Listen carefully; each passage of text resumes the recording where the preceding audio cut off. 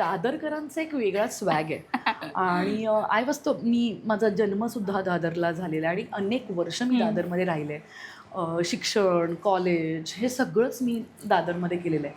त्यामुळे ना खूप फास्ट, इझी लाईफ, गर्दी या सगळ्याची खूप सवय आहे.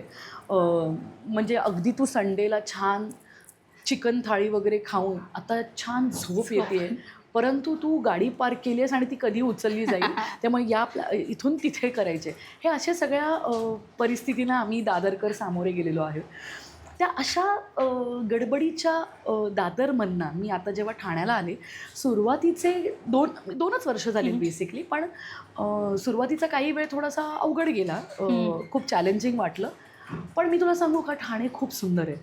म्हणजे मला असं वाटतं की प्रशस्त आहे, निसर्गरम्य वातावरण आहे, खूप झाडं आहेत आणि आईस्पाईस space to drive and to park.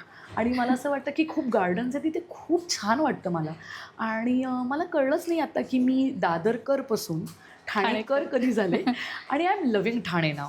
तिथली माणसंही वा. खूप कमाल आहेत आणि आय कॅन नाव राईटली से की माय हार्ट इज इन ठाणे.